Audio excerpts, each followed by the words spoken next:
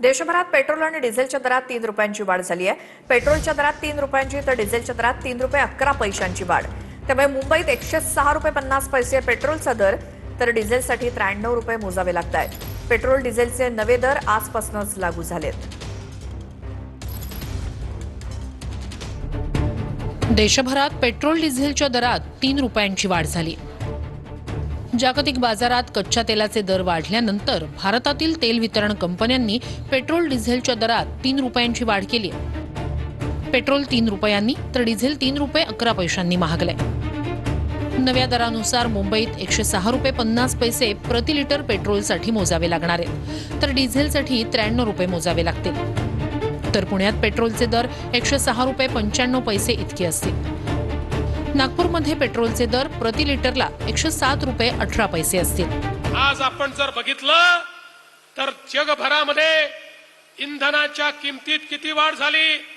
अमेरिकेमध्ये 51% वाढ आहे, सिंगापूरमध्ये 30% वाढ आहे, पाकिस्तान सारख्या देशात 200% वाढ आहे आणि आमच्याकडे मात्र मोदीजींनी मात्र 3.5% वाढ या ठिकाणी केलेली आहे आणि ती देखील आता इतके दिवस तर ती वाढ त्यांनी होऊ दिली नाही।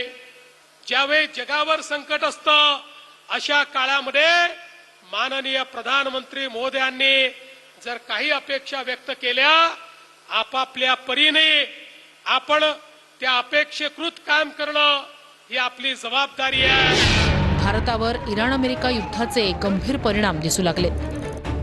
याआधी सोनं चांदीवरील आयात शुल्क 6 वरून थेट 15% वाढवण्यात आलं, तर कमर्शियल सिलेंडरच्या दरात 993 रुपयांची वाढ झाली। सीएनजीच्या दरातही 2 रुपयांनी वाढ करण्यात आली। दुसरीकडे अमूल आणि मदर डेअरीच्या दूध दरात 2 रुपयांची वाढ झाली।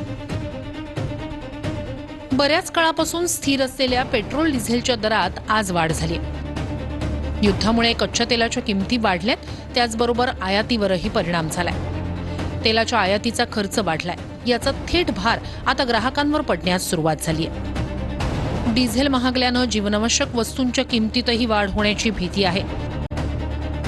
सार्वजनिक वाहतूक आणि खासगी प्रवासासाठी अधिकचे पैसे मोजावे लागू शकतात। यामुळे सामान्यांचं बजेट कोलमडू शकतं।